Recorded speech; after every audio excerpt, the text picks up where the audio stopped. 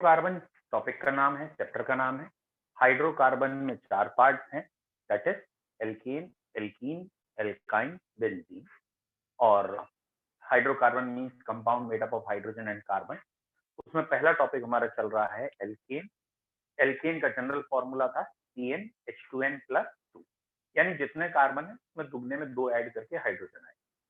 IUPAC alkene ही कहलाती है, यानी कार्बन कार्बन में सिंगल बॉन्ड होंगे और सिंगल बॉन्ड के लिए एन, कार्बन कार्बन के एल्क। अगर कोई ब्रांच या सब ब्रांच है तो प्रीफिक्स में नाम लिखिए। और IUPAC इसकी आप सेपरेट पूरी पढ़ चुके हैं, तो 2-4 एग्जाम्पल आप देख चुके हैं। पहला मेंबर मीथेन है, फिर इथेन है, प्रोपेन है, ब्यूटेन है। इसकी पहली इंपॉर्टेंट हेडिंग होती है मेथड ऑफ प्रिपरेशन। और मेथड ऑफ प्रिपरेशन में हमने कल पढ़ना शुरू किया था। पहला मेथड कल हमने पढ़ा था SSR, सेबेथियर सेंड्रेंस रिएक्शन, जिसे इन जनरल हम कहते हैं अनसैचुरेटेड को सैचुरेट में चेंज करना बाय पासिंग हाइड्रोजन ओवर निकल कैटलिस्ट या हाइड्रोजन इन प्रेजेंस ऑफ निकल। हाइड्रोजन को हम पास करते हैं निकल कैटलिस्ट की प्रेजेंस में एल्कीन्स या एल्काइन यानी अनसैचुरेटेड हाइड्रोकार्बन पे, तो वो अनसैचुरेटेड सैचुरेटेड में चेंज हो जाता है। क्लियर है पहला पॉइंट? कोई डाउट? ये आपने 10th स्टैंडर्ड में या पिछले स्टैंडर्ड में पढ़ा है क्या, कि वेजिटेबल ऑयल से घी कैसे बनता है? तो बेसिकली वही प्रोसेस है, अनसैचुरेटेड पे हाइड्रोजन पास करके सैचुरेट बनाना। ये हमारी रिएक्शन थी। ये रही हमारी एल्कीन, इसमें हमने हाइड्रोजन पास किया। कैटलिस्ट का नाम निकेल है। टेम्परेचर अगर बढ़ना चाहें तो 200 टू 300 डिग्री सेंटीग्रेड है। और सैचुरेटेड हाइड्रोकार्बन यानी एल्केन बन जाएंगे। यहाँ इथेन बन गया। ऑब्वियस सी बात है, इस मेथड से मीथेन नहीं बन सकता, क्योंकि मीथेन बनाने के लिए कोई करस्पॉन्डिंग एल्कीन नहीं है। एल्कीन 2 कार्बन से कम की होती ही नहीं है, मिक्स इन नाम की कोई चीज ही नहीं है। कार्बन कार्बन में डबल बॉन्ड आएगा तभी तो एल्कीन होगी। कार्बन कार्बन यानी 2 कार्बन तो चाहिए चाहिए। तो क्योंकि एक कार्बन की एल्कीन नहीं है तो मीथेन तो नहीं बन सकता। फिलहाल रिएक्शन का इन जनरल नाम था SSR, और निकल की जगह रेने निकल यूज कर सकते हैं, जो हमने कल लिखा था निकल एल्यूमिनियम एंड NaOH, रेने निकल कहलाता है। दूसरी रिएक्शन हमने पढ़ी थी हायर एल्केन बनाने वाली, और उस रिएक्शन का नाम था वुड्स रिएक्शन। ठीक है, ये वुड्स रिएक्शन क्या थी? अगर याद आ गया हो तो पहले आपको लैंग्वेज रिवाइज करनी होती है। When alkyl halide reacted with sodium in presence of dry ether, then higher alkanes obtain. तो ये रहा एल्काइल हैलाइड, इसकी सोडियम से रिएक्शन करेंगे और इसी के 2 मॉलिक्यूल लेते हैं। तो मैंने ऐसे लिख दिया है कि समझ में आ जाए, और कल हमने इसकी प्रैक्टिस भी की थी। आर आर एल्केन बनेगा, ये मीडियम ईथर है, और NaX जो भी है ये अलग हो जाएगा, वट एवर द बैलेंस। तो यहाँ हायर एल्केन्स बनते हैं, यानी कई बार हमारे पास क्वेश्चन होंगे मीथेन से इथेन बना के दिखाइए।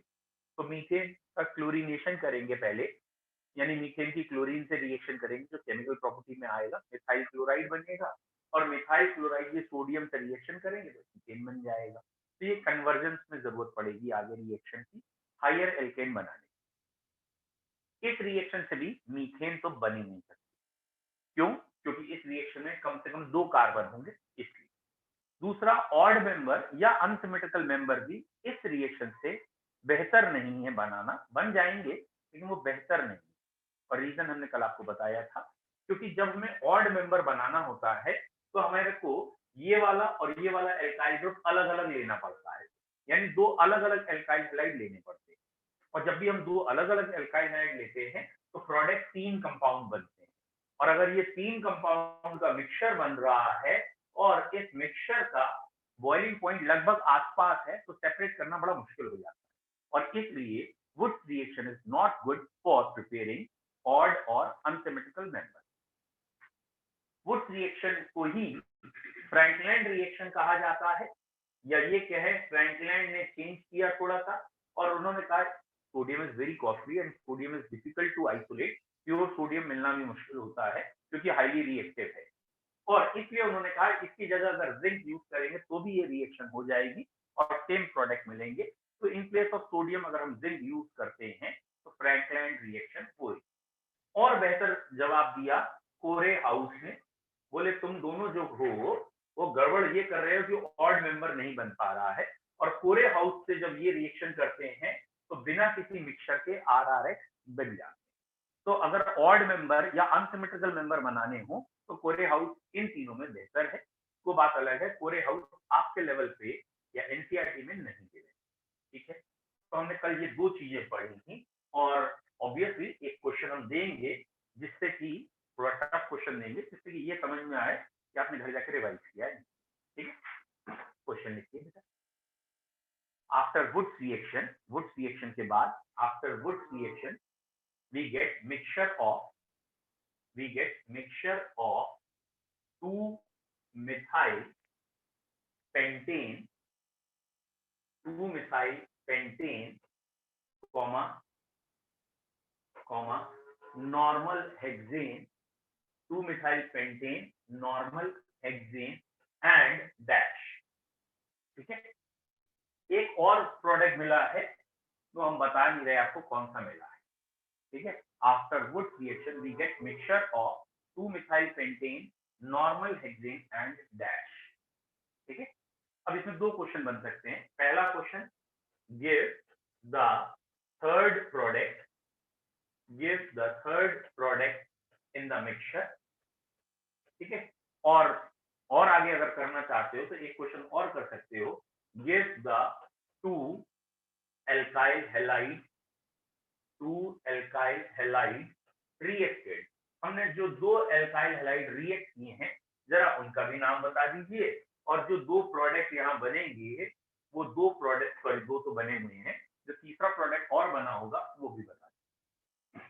चलिए बच्चों, ये वुड्स रिएक्शन का क्वेश्चन है। वुड्स रिएक्शन में 2 डिफरेंट जब लेते हैं तो 3 प्रोडक्ट बनते हैं। 3 में से 2 प्रोडक्ट आपको बता दिए गए हैं और अब आपसे कहा जा रहा है तीसरा प्रोडक्ट आप बताइए, और अगर बताना चाहें तो 2 डिफरेंट एल्काइल हैलाइड किए हैं वो भी बताइए।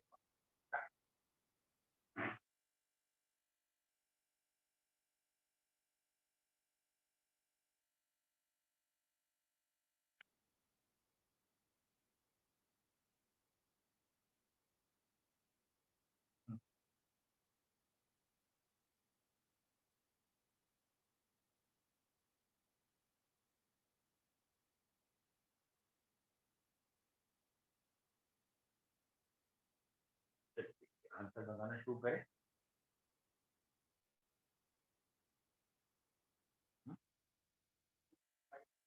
नहीं, गलत। देखिए मैं आपसे अगर एक सिंपल भाषा में ये पूछ रहा हूँ तो बहुत आसान सा क्वेश्चन था। नहीं, तीसरा भी एल्केन, 3 एल्केन का मिक्सचर बनता है ना, तीसरा एल्केन नहीं, डाइमिथाइल ब्यूटेन नहीं, मतलब ब्यूटेन हो सकता है 2,2 नहीं। हाँ नहीं, सोडियम से क्या मतलब, 3 एल्केन बनने से तीसरा एल्केन टू। सही करो थोड़ा और, आपका आंसर थोड़ा सही जाता हुआ लग रहा है बट पूरा सही। देखिए बच्चों, मैं आप चाहता हूं कि आप आंसर खुद दें तो ज्यादा बेहतर है कि मैं आपको पहले एक क्वेश्चन ये सॉल्व करके दिखाता हूं। ठीक है, वॉइस कम आ रही है, एक मिनट दीजिए, मैं एक बार चेक कर लेता हूं। अगर वॉइस कम आने के 2 रीजन हो सकते हैं, एक तो ब्लूटूथ हाई नोट पे है, चलिए दूसरा ये कनेक्टेड है नहीं है, ये देख लेता हूँ।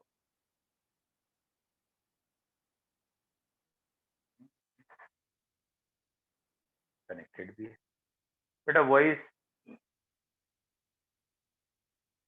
बाकी बच्चे भी बताइए, एक बच्चे ने वॉइस की कंप्लेंट की कम आ रही है, बाकी बच्चों को वॉइस सही आ रही है या कम आ रही है?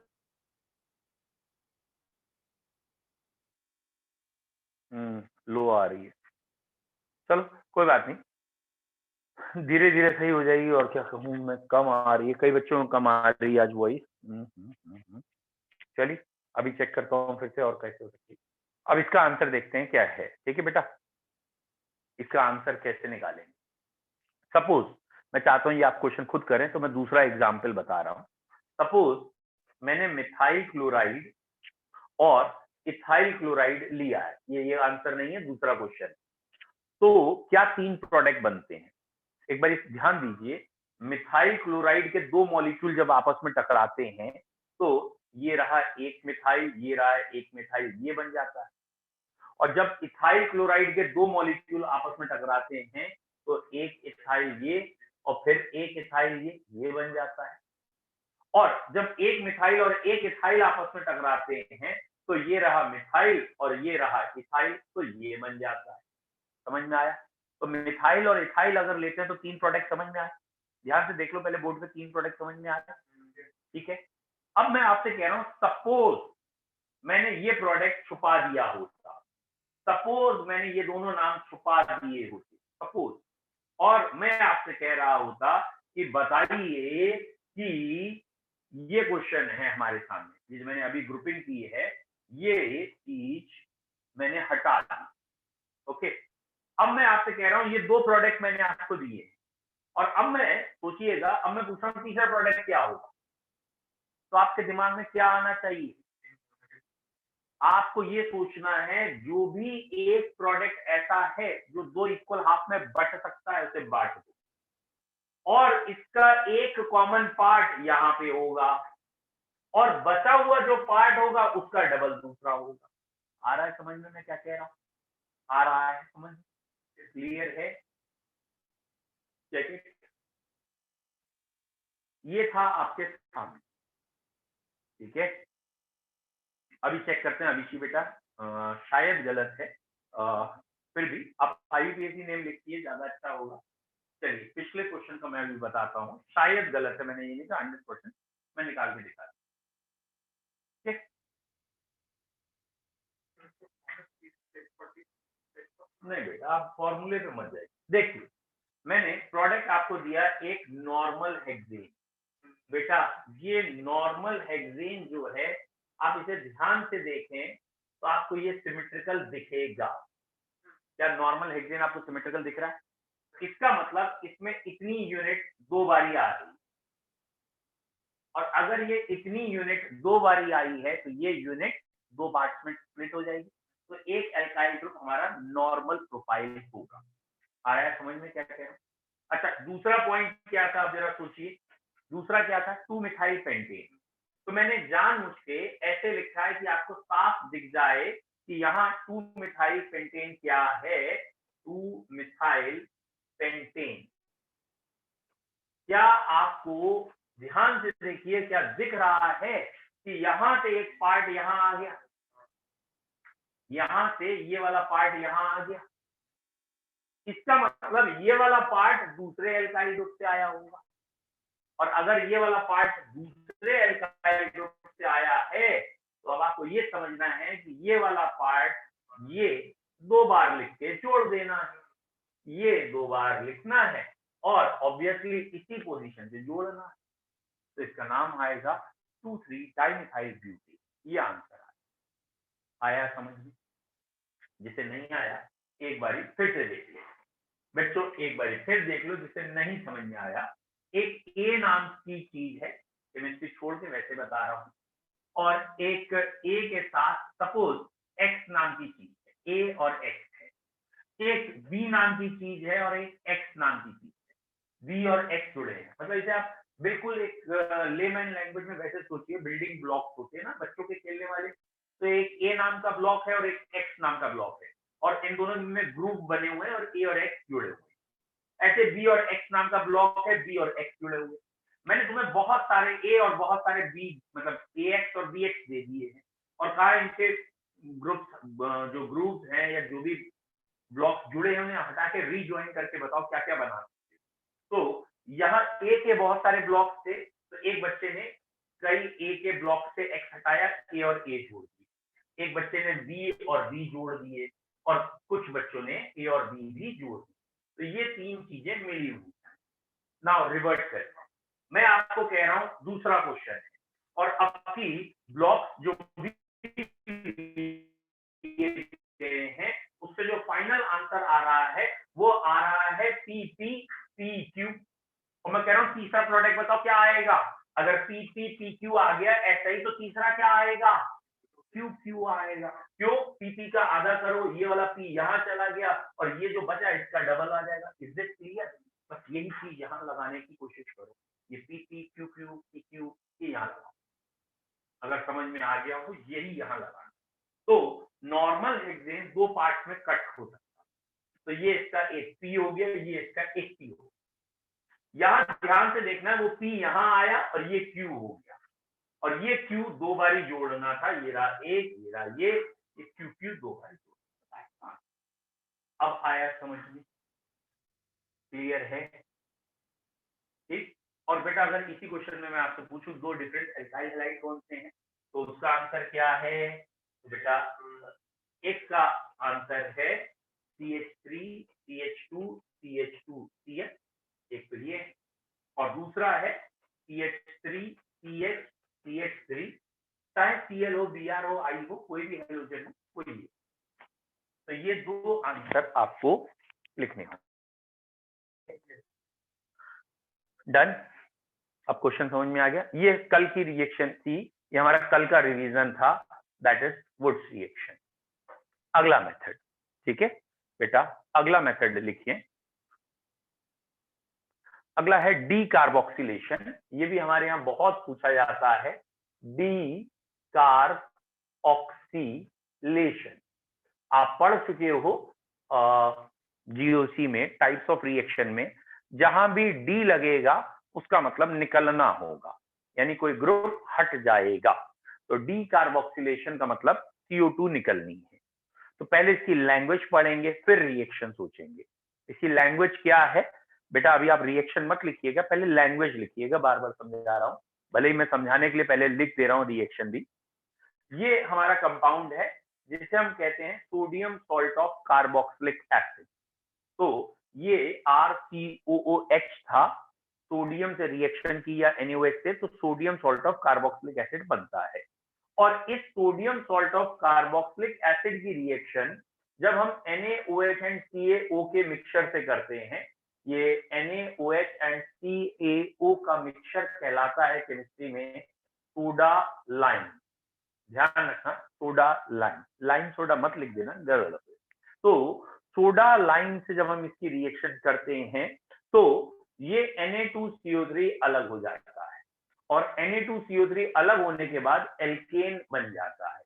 यानी आपको क्या ध्यान रखना है कि शुरू में जितने भी कार्बन थे उसमें से एक कार्बन बाहर चला जाएगा, तो जो प्रोडक्ट बनेगा उसमें एक कार्बन कम हो जाएगा। और जब भी प्रोडक्ट में जो मेन प्रोडक्ट बन रहा है उसमें आपका कार्बन कम हो रहा है शुरुआत वाले से, तो हम प्रोसेस को कहते हैं डिसेंड द सीरीज। तो ये सीरीज को कम करने के लिए जरूरत है। मतलब आपके पास केमिकल इथेन है और आप चाहते हो मीथेन बना लें, तो इथेन को किसी तरीके पहले एसिड में चेंज करेंगे, और इथेन का जो एसिड आ जाएगा फिर उसकी सोडा लाइम से करेंगे, एक कार्बन कम हो जाएगा, मीथेन बन जाएगा। कार्बन कम होने का मतलब ये नहीं कि कार्बन नष्ट हो गया, वो गायब हो गया। कार्बन कम होने का मतलब कि मेन केमिकल में जो कार्बन कार्बन लिंकेजेस थी, मेन केमिकल में यहाँ 6 कार्बन दिख रहे थे, बाद में 5 दिखेंगे, एक कार्बन सोडियम कार्बोनेट में चला जाएगा। तो सीरीज जो है, जो मेन केमिकल है, वो एक कार्बन कम का प्रोडक्ट दिखाना। तो व्हाट इज डी कार्बोक्सिलेशन? फिर से सुनिए। When sodium salt of acid, पहले लैंग्वेज समझनी है हमेशा, when sodium salt of acid is reacted with soda lime, जब sodium salt of acid soda lime से रिएक्ट करेगा, देन एल्केन्स ऑब्टेन, एल्केन बनेंगे, having 1 carbon less than carboxylic acid. जो alkane बनेंगे उसमें एक कार्बन कम होगा इस कार्बोक्सिलिक एसिड से। Therefore this is used to descend the series. इस मेथड का यूज काय में करते हैं? सीरीज को कम करने के लिए। क्लियर है? कौन सा एल्केन नहीं बना सकते इस मेथड से? Which alkane can't be prepared by this method? Methane, ethane, propane, butane, कौन सा मेंबर नहीं बन सकता? ठीक है, तो बेटा कौन सा मेंबर नहीं बन सकता, यानी कौन सा एल्केन पूछ रहा हूं नहीं बन सकता? तो कई बच्चे आंसर देने लगते हैं मीथेन नहीं बन सकता। क्यों? क्योंकि उन्हें ये लगता है कि मीथेन की औकात सबसे कम है, उसे उठाओ किनारे फेंको। भैया मीथेन का ये मेन मेथड है, यहाँ एक कार्बन कम होकर प्रोडक्ट बनना है। अगर तुम्हें मीथेन बनाना है तो इथेन ले लो, इथेन में से एक कार्बन कम होकर मीथेन बन ही जाएगा। तो इसमें सब बन सकते हैं। क्यों सब बन सकते हैं? क्योंकि जितने भी हैं, मतलब जितने कार्बन का चाहिए एक बढ़ा के यहाँ लिख दो, एक कम होके आ जाएगा। भाई ऐसा तो कोई है नहीं कि एल्केन का जो हाईएस्ट नंबर होता है वो 500 कार्बन होता है और 501 का एसिड होता ही नहीं, ऐसा तो कुछ है ही नहीं। तो इसलिए सब बन सकते हैं, मीथेन भी बन सकता है। और मीथेन का ये लैब मेथड ऑफ प्रिपरेशन है। मीथेन का लैब मेथड ऑफ प्रिपरेशन कैसे है? जब हम CH3CONa की रिएक्शन, इसे कहते हैं सोडियम एसीटेट, इसकी सोडा लाइन से करते हैं, तो ये Na2CO3 अलग होता है और ये एल्केन, सॉरी ये वाला एल्केन हमें लिखना पड़ेगा, मीथेन मिल जाता है और Na2CO3 अलग हो जाता है। तो यहां मीथेन बन सकता है। बच्चों पहले आप कॉपी में लैंग्वेज लिखिए। when sodium salt of carboxylic acid when sodium salt of carboxylic acid is reacted with soda lime when sodium salt of carboxylic acid is reacted with soda lime, then alkanes are obtained. When sodium salt of carboxylic acid is reacted with soda lime, then alkanes are obtained. तब alkanes बनते हैं having 2 carbons more than carboxylic acid. Having 2 carbons more than carboxylic acid. So 1 carbon less than I carboxylic. hope so. 2-4 बच्चे समझ गए हैं। Yes, definitely कई बच्चे समझ गए हैं। ये सामने बैठ के 1-2 लिख भी रहे हैं ना, और मैं ये देख रहा था इनका दिमाग कहाँ है। ये लिखे पड़े हैं आंख बंद करके गए, इसलिए मैं कह रहा था कि बोलो मत। अबे 2 कार्बन कहाँ से ज्यादा हो रहे हैं? जो लिखा हुआ दिख नहीं रहा भाई। यहां से यहां आते समय ये वाला 1 कार्बन निकल ही तो गया, तो बढ़ा थोड़ी है। तो पहला पॉइंट 2 कार्बन की जगह 1 कार्बन था, मोर की जगह लेस था। Then the alkane obtained having 1 carbon less than carboxylic acid. लिख लिए 2 कार्बन ज्यादा होते हैं, ठीक है। Having 1 carbon less than carboxylic acid, ठीक है। और ये फंबल करके मैं यूजुअली जब बच्चे ऑफलाइन आमने सामने बैठे होते हैं जानबूझ के करता हूँ, जिससे उनका दिमाग क्लास में रहे और वो जब लिख रहे हो तो डिक्टेशन ना लिख रहे हो, मतलब खुद भी सोच रहे हो, खुद भी इन्वॉल्व हो। ये नहीं कि तुम बोलते जाओ हम तो मुनीमगिरी करने आए, हम तो नोट्स बनाने आए, हम नोट्स बना रहे हैं। तो इसलिए फंबल करके थोड़ा बोला जाता है। और जो बच्चे सही से सुन रहे होते हैं, इन्वॉल्व होते हैं, वो तुरंत रिस्पॉन्ड कर देते हैं। वो तुरंत कहते हैं हाँ ये गलत है, हमने सही कर लिया। समझे? जैसे कोई भी चीज जब आपको 100% श्योर हो तो कहना नहीं पड़ता, आप अपने आप उसको रिस्पॉन्स कर देते हैं। तब हमें आपको नोटिस नहीं कराना पड़ता कि रिस्पॉन्स करो, आप अपने आप, दैट इज इनहेरेंट होता है, वो तुरंत बोलने लगते हैं। जैसे अगर आपको याद हो एक फेमस 3 इडियट, सलमान खान की जो पिक्चर थी, ठीक से देखिए, याद आ गई? यस। अब मैंने तो पूछा नहीं तुमसे कौन से खान की थी, तुमने तुरंत खुद ही रिस्पॉन्स कर दिया। और अभी मैंने तो तुमसे कहा नहीं बताओ ये मैं सही हूँ या गलत हूँ, तुमने ऑटो करेक्ट कर दिया मुझे, सलमान खान की नहीं, तुम जाके ठीक से देखो, आमिर खान, अपने आप देने लगे ना। तो जहां पूरी तरीके से श्योर होते हो और जब आपको कॉन्फिडेंस भरा होता है, तो सामने वाला चाहे पूछे या ना पूछे, आप अपने आप रिस्पॉन्स चालू कर देते हो। और जहां आप श्योर नहीं हो, कॉन्फिडेंट नहीं हो, आप इन्वॉल्व ही नहीं हो, आप सुन ही नहीं रहे हो उसकी, होगा एक आध ऐसे भी बैठे होंगे जिन्हें मूवीज में कोई इंटरेस्ट नहीं होगा। सपोज यहाँ कोई एक बच्चा चाइना से आ गया हो, ठीक है, कोरोना वाला नहीं सादा, और वो यहाँ बैठा हो, ठीक है, और मैं उससे पूछूं कि एक पिक्चर है 3 इडियट, उसने देखी भी नहीं, वो इंडियंस को जानता नहीं, और उसमें मैं कह दूं शाहरुख खान था और ये था, होगा, ठीक है, चलो कोई बात नहीं, होगा, क्योंकि उसे मालूम भी नहीं।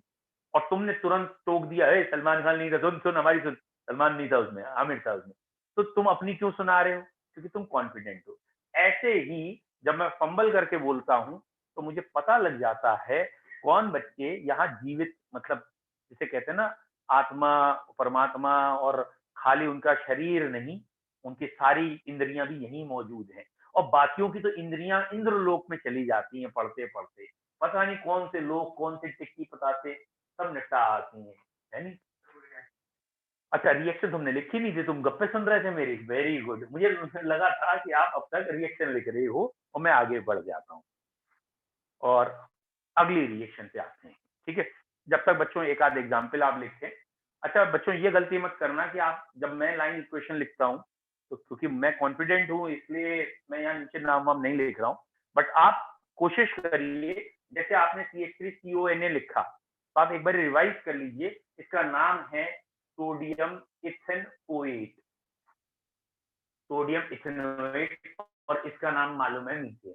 तो जब हमें कन्वर्जेंस की जरूरत होती है तो थोड़ा दिमाग चलने लगता है कि हाँ हमने पढ़ रखा है सोडियम इथेनोएट से मीथेन कैसे बनता है, तो नीचे नाम भी लिखिए तो अच्छा रहेगा। ओके हाँ ठीक है, वो यहाँ टी है, ठीक है। तो ये हो गई रिएक्शन, इसका नाम है डी कार्बोक्सिलेशन। और आपने एक लाइन लिख ली होगी, नहीं लिखी तो अब लिख लेना।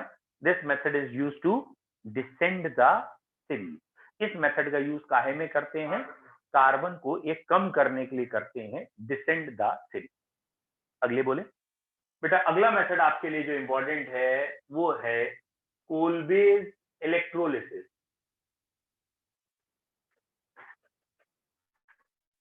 ठीक है, कोल्बेज इलेक्ट्रोलिसिस भी इसी कंपाउंड का होता है जो अभी आपने लिखा डी कार्बोक्सिलेशन। मतलब लिखना नहीं है, पहले देख लीजिए। सोडियम सॉल्ट ऑफ एसिड लेते हैं और इसकी इलेक्ट्रोलिसिस कराते हैं, ठीक है, वाटर की प्रेजेंस में। और जब हम इसकी इलेक्ट्रोलिसिस कराते हैं तो इसके दो मॉलिक्यूल यूज होते हैं। एक प्रोडक्ट बन जाता है RR एल्केन और दो CO2 अलग हो जाती हैं, NaOH बनता है, NaOH और हाइड्रोजन बनता है। इसमें पहले दो मेंबर हमारे, क्योंकि ये एनाइन थे इसलिए एनोड पे मिलते हैं इलेक्ट्रोलिसिस में, ये कैथोड पे मिलता है और ऑब्वियसली ये सेल के अंदर रह जाता है। तो कोल्बे इलेक्ट्रोलिसिस का वैसे ये नटशेल मैंने लिखा है कि सोडियम सॉल्ट ऑफ एसिड के दो मॉलिक्यूल लेते हैं और इसमें ये COONA को पूरे को निपटाओ, ये वाला जो R ग्रुप है ये दो मॉलिक्यूल आके जुड़ जाते हैं और दो मॉलिक्यूल जुड़ने के बाद R बॉन्ड बनने के बाद ये बनता है एल्कीन। ठीक है, तो R single bond R alkene बनता है कोल्बे इलेक्ट्रोलिसिस में। एक बारी मैं थोड़ा सा डीप बता रहा हूं, समझ में आ गया तो अच्छा है, नहीं तो कोई टेंशन नहीं। ऑब्वियसली जहां R बन रहा है वहां मीथेन नहीं बनेगा, तो कोल्बे इलेक्ट्रोलिसिस में मीथेन नहीं बनेगा। तो एक्चुअली होता क्या है कोल्बे इलेक्ट्रोलिसिस में, ये आयनाइज होगा पहले कैटाइन और एनाइन, एंड वाटर मौजूद है तो वाटर भी आयनाइज होगा, ऑब्वियसली कैटाइन एंड एनाइन। और ये आपको मैं 12th में पढ़ाऊंगा कि अगर दो कैटाइन मौजूद हैं, दो डिफरेंट कैटाइन मौजूद हैं, तो कैथोड पे एट ए टाइम दोनों नहीं जाएंगे, कोई एक पहले जाएगा एक बाद में। And it is a common sense, hydrogen electron जल्दी गेन करता है सोडियम के मुकाबले, क्योंकि सोडियम तो लॉस जल्दी करता है, तो गेन हाइड्रोजन करेगा, तो हाइड्रोजन कैथोड पे चला जाएगा। तो कैथोड पे कौन जाएगा? कैथोड पे हाइड्रोजन जाएगा और ऑब्वियसली दो हाइड्रोजन एटम जाएंगे, दो इलेक्ट्रॉन गेन करेंगे और H2 बना देंगे। तो कैथोड पे हाइड्रोजन ऐसे बनती है। और असली नाटक एनोड पे हो रहा है। एनोड पे RCOO नेगेटिव आयन आसानी से चला जाता है और एक इलेक्ट्रॉन लूज कर देता है। और बेटा अगर आपको याद आ जाए, एक इलेक्ट्रॉन अगर कहीं से निकल गया आयन से तो एक इलेक्ट्रॉन अभी बचा रहेगा और एक इलेक्ट्रॉन का बचना कहलाता है फ्री रेडिकल। तो ये फ्री रेडिकल बन गया, RCOO फ्री रेडिकल। ये अनस्टेबल है, इसमें से CO2 निकल जाती है क्योंकि ऑक्सीजन पे फ्री रेडिकल अनस्टेबल होता है, ऑक्सीजन पे अनपेयर इलेक्ट्रॉन अनस्टेबल होता है, तो ये चेंज हो जाता है R फ्री रेडिकल में। ये वाले R फ्री रेडिकल, दो फ्री रेडिकल याद है ना, एक एक अनपेयर इलेक्ट्रॉन, ये दोनों एक एक अनपेयर इलेक्ट्रॉन बीच में रखते हैं और पेयर अप हो जाते हैं, तो ये एल्केन बन जाता है। तो बेसिकली RR एल्केन बना है, CO2 निकली है, तो एनोड पे एल्केन बनेगा और CO2 निकलेगी। अब सेल के अंदर कौन रह गया है? यहां से Na रह गया है, यहां से OH रह गया है, एक तो कैथोड पे चला गया, एक एनोड पे चला गया, और सेल के अंदर कौन रह गया? NaOH। और इस चीज को इतना यहां से लेके यहां तक का एलोबरेट ना करना चाह रहे हो तो हमने शॉर्ट में ये लिख दिया। ध्यान से देखिए, शॉर्ट में क्या लिखा, 2 मॉलिक्यूल ले लिए इसके, वाटर से रिएक्ट करा दिया, वाटर भी इलेक्ट्रोलिसिस में था, RR एल्केन और CO2 ये दोनों एनोड पे मिले, NaOH सेल के अंदर मिला और H2 हमें कैथोड पे मिलेगा। ऑब्वियसली बैलेंसिंग में ट्वाइस NaOH भी होगा, ठीक है, क्योंकि 2 Na यहाँ दिख रहा है। तो what is the definition, definition क्या है, पहले डेफिनेशन या लैंग्वेज, बाद में लाइन रिप्रेजेंटेशन या equation. When sodium salt of monocarboxylic acid, या मोनो कहना इसलिए जरूरी है क्योंकि डाई कार्बोक्सिलिक एसिड से एल्कीन बन जाती है और एल्काइन भी, तो इसीलिए मोनोकार्बोक्सिलिक एसिड कहेंगे तो सेफ साइड हो जाएंगे। When sodium salt of monocarboxylic acid is when sodium salt of monocarboxylic acid is electrolyzed, इसकी इलेक्ट्रोलिसिस कर दें, when sodium salt of monocarboxylic acid is electrolyzed, then alkanes obtained at anode. When sodium salt of monocarboxylic acid is electrolyzed, then alkanes obtained at anode. When sodium salt of monocarboxylic acid is electrolyzed, then alkanes obtained at anode. बिल्कुल सही बोला है, tension मत लो, सही लिख रहे हैं, यहाँ लिखते चाहिए, ठीक है। और यहाँ पे आप देख सकते हैं कि सेल के अंदर NaOH बन रहा है। बच्चों, NaOH बेसिक मीडियम बनाता है, pH more than 7 कर देता है, तो ऑब्वियसली आप कह सकते हैं the resulting solution becomes basic, pH more than 7। लेकिन वो पॉइंट अभी 11th स्टैंडर्ड के लिए नहीं है, वो जब हम कंपटीशन में कंफ्यूज या वैसे क्वेश्चंस बनाते हैं तब के लिए है। अभी आप अब लाइन इक्वेशन लिख लीजिए। अब अगर मैं कहूं प्रोडक्ट में कितने कार्बन हैं, तो आपको अगर समझ में आया, रिएक्टेंट में अगर n कार्बन है, उसमें से एक कम करके डबल करेंगे तो प्रोडक्ट के कार्बन आएंगे। आया समझ में? आया? रिएक्टेंट में जितने कार्बन है उसमें से एक कम करिए और एक कम करने के बाद जो बचा है उसका डबल किया आपने, तो number of carbon in product, number of carbon in product can be given by, ये कैसे देंगे आप, 2 with in bracket n-1।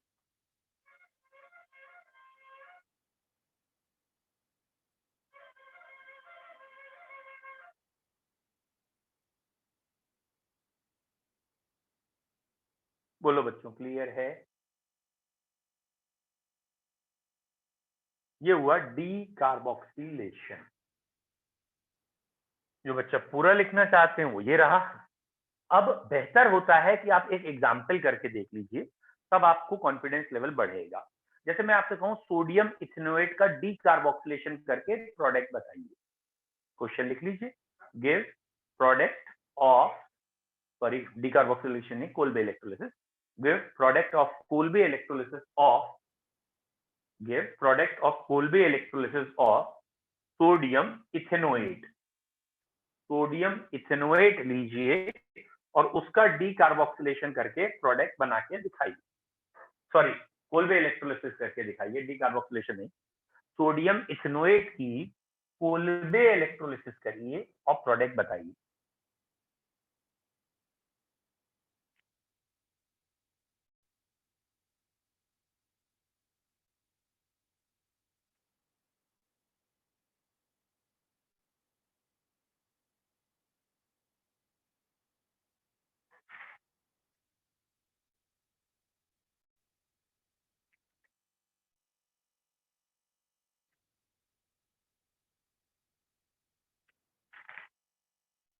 Done? बताओ बेटा कौन सा एल्केन बना? मैंने आपसे कहा था मीथेन तो बनता ही नहीं इस मेथड में। गलत, आप ध्यान नहीं दे रहे। ये देखिए, आपने लिखा सही है, बस रिप्रेजेंटेशन गलत है। ये होता है सोडियम इथेनोएट, तो यहाँ CH3 होता है, और अगर यहाँ CH3 होता है, आपने सही लिखा है, बस ये CH3 दो बार ही आएगा तो ये इथेन पढ़ा जाएगा। आप कह रहे हो CH4, वो तो गलत हो गया। तो इथेन बनेगा और यहाँ वाटर है, एरो के ऊपर एक वर्ड और लिखना होगा, इलेक्ट्रोलिसिस, तो इथेन बनेगा, ट्वाइस CO2 बनेगा बेटा, NaOH बनेगा और हाइड्रोजन अलग होगा। ठीक है, डन। नेक्स्ट क्या है, अगला मेथड। कितने मेथड हो गए अभी तक? नहीं नहीं नहीं नहीं, वैसे कॉपी के पन्ने पलट के तो बेटा सभी बता देंगे ना क्या क्या हुआ, कोई जरूरी नहीं ऑर्डर से, हमें मालूम होने चाहिए क्या क्या हुआ। एक वुड, और बेटा वुड के साथ ही फ्रैंकलिन कोरे हाउस, मतलब वो एल्काइल हैलाइड से एक हुआ। एक हमने पढ़ लिया सेबेथियर सेंड्रेन, एक पढ़ लिया कोलबे, वेरी गुड, और एक पढ़ लिया D carboxylation, very good. सेबेथियर सेंड्रेन, Kolbe, D carboxylation, very good. ठीक है बच्चों, ये हो गया। अगला मेथड पढ़ रहे हैं फ्रॉम रिडक्शन। हम क्या करें, रिडक्शन कर दें। रिडक्शन किसका किया जाता है, ठीक है, रिडक्शन। बच्चों एल्केन सबसे ग्राउंड लेवल पे पढ़े हैं, और एल्केन के अलावा जो भी कंपाउंड है, चाहे वो अल्कोहल है, चाहे एल्डिहाइड कीटोन है, चाहे एसिड है, ये सब ऑक्सीडाइज हो गए हैं, ठीक है। तो एल्केन किसी का भी पूरी तरीके से रिडक्शन हो जाए तो एल्केन बन सकते हैं। मतलब यहाँ कुछ नेम रिएक्शन है, कुछ डायरेक्ट भी है। पहले मैं नेम रिएक्शन की बात कर रहा हूँ जो ज्यादा पूछे जाते हैं। एक है क्लेमेंसन रिडक्शन, ठीक है। What is Clemmensen reduction? बेटा ये रिडक्शन बेसिकली जिस साइंटिस्ट ने खोजा है वो वो कार्बोनिल कंपाउंड के लिए खोजा है। कार्बोनिल कंपाउंड आपको अगर याद हो, एल्डिहाइड और कीटोन को कहते हैं। तो एल्डिहाइड और कीटोन में अगर हम यहाँ पास करें, ठीक है, हाइड्रोजन एटम, और ये एल्केन बन जाए, और इस एल्केन के बाद ये वाटर बन जाए। कहने का मतलब 4 एटम दिए थे, 4 में से 2 एटम ऑक्सीजन लेके निकल गए और ऑक्सीजन की जगह पे 2 जुड़ गए, तो वो एल्केन दिखने लगा। ये हाइड्रोजन एटम आते कहां से हैं? ये नीसेंट हाइड्रोजन दिख रहा है ना, ये आता है zinc amalgam and concentrate HCl। तो zinc amalgam and concentrate HCl मतलब क्या है? जिंक का एक एलॉय है मरकरी के साथ, उसे कहते हैं जिंक अमलगम। वो जिंक का जो एलॉय है वो अगर HCl में ऐड करते हैं तो जो हाइड्रोजन निकलती है वो इतनी ज्यादा पावरफुल होती है, that is newly born, nascent या एक्टिव हाइड्रोजन, कि वो कार्बोनिल कंपाउंड की ऑक्सीजन हटा के उसकी जगह हाइड्रोजन जोड़ सकती है और एल्केन बन जाते हैं। और इस प्रोसेस को करने वाले साइंटिस्ट ने अपने नाम पे प्रोसेस दे दिया होगा, that is Clemmensen reduction. What is Clemmensen reduction? When carbonyl compound is reduced with, किससे? Zinc amalgam and HCl। ये H नहीं बोले जाएंगे, ये तो H इनकी रिएक्शन से निकल रहे हैं। When carbonyl compound reduced with zinc amalgam and HCl, then alkanes obtained. ना कार्बन बढ़ेंगे ना कम होंगे, सिर्फ रिडक्शन होके एल्केन बन जाएंगे। तो लिखें बेटा लैंग्वेज में, when carbonyl compound reduced with, when carbonyl compound reduced with zinc amalgam and HCl, when carbonyl compound reduced with zinc amalgam and concentrate HCl, then alkanes are obtained. When carbonyl compound are reduced with zinc amalgam and concentrated HCl, then alkanes are obtained. बेटा यही है Clemenson's reduction. Okay? Done? बस then alkanes are obtained, comma लगा के then alkanes are, ना carbon बढ़ रहे हैं ना कम हो रहे हैं, बस कार्बोनिल से एल्केन बन रहा है। ठीक है, तो ये टीचर्स का 11th स्टैंडर्ड में बड़ा फेवरेट है, शायद इसमें लिखा है ना क्लेमेंसन रिडक्शन, ऐसा लग रहा है नाम को पढ़ के। क्ले मतलब मिट्टी, मेन मतलब इंसान, सन्स मतलब बच्चे, ठीक है, मिट्टी में नाम मिला दिया बापू का, तो क्लेमेंसन रिडक्शन, तो इसलिए उनका शायद मतलब फेवरेट आ जाता है। तो क्योंकि वो तो टीचर तो यही दूसरे को तो यही सोचते हैं, बस तू तो मिट्टी में नाम मिलाएगा, तू बर्बाद, टीचर की नजर में सब बर्बाद, बस। ठीक है, खासकर स्कूल का टीचर, ठीक है, वो ये मतलब मैक्सिमम मैंने स्कूल के टीचर्स का ना एक एटीट्यूड देखा है, क्लास के 3 या 4 बच्चों को छोड़ दो जो ऑब्वियसली क्लास 1 से लेके अब तक टॉप करते हुए आए हैं या हाईएस्ट लेवल पे रहे हैं, शार्प ब्रेन, उनकी तरफ उनका एटीट्यूड अलग है। और बाकी क्लास में जितने 25-30 बच्चे हैं फोन की तरफ उनका एटीट्यूड एकदम अलग है। मतलब वो ये लेके चलते हैं, ये जो 3-4 टॉपर है ना, यही आगे चल के डीएम, एसपी, एसएसपी बनेंगे, और ये सब तो बदमाश हैं, इनका तो कुछ नहीं होना। और होता उल्टा है। मैं मैक्सिमम अभी देखे हैं, पिछले साल मैं देख रहा था अपने पुराने स्टूडेंट में, जितने टॉपर्स हैं वो क्या कर रहे हैं आज की तारीख में, और जो बैक बेंचर्स हैं वो क्या कर रहे हैं। 90% ऑफ द टॉपर्स वो आज कहीं ना कहीं अच्छी नौकरी कर रहे हैं। 90% ऑफ द टॉपर्स अच्छी इन्फोसिस में है, कोई अमेरिका है, कोई कहाँ अच्छी नौकरी कर रहे हैं। और वो जो बैक बेंचर्स थे ना, नौकरी करवा रहे हैं, वो उनके यहाँ ही नौकरी करते हैं। सही बताओ क्यों? क्योंकि वो बन गए बिजनेसमैन, और बहुत बड़े बड़े बिजनेसमैन, क्योंकि उनके फादर भी बिजनेसमैन थे, कईयों को बैक सपोर्ट मिली, कई खुद बन गए बिजनेसमैन। और वो जो बिजनेसमैन बन गए तो उनके भाई बिजनेस है बड़े बड़े, तो उन्होंने बिजनेस खोल रखे हैं। और ये जो टॉपर थे ये उनके यहाँ जाके मुनीमगिरी कर रहे हैं, उनके यहाँ जाके सॉफ्टवेयर डेवलप कर रहे हैं या बाकी चीजें कर रहे हैं। तो यार मैं अब समझ गया हूँ कि ऐसा नहीं है, गधों का भी पूरा सम्मान रखना पड़ेगा, है नहीं? तो पता नहीं कौन सा गधा कब हीरा बन जाए हमारा, है नहीं है? तो ये हो गया मिट्टी में मिलाने वालों का नाम, दैट इज क्लेमेंसन रिडक्शन। ठीक है, चलो आज इतना ही रखते हैं, अगला बैच है क्योंकि। चलिए बेटा, have a nice time, bye bye, good luck, take care. Thank you sir. You are welcome बेटा।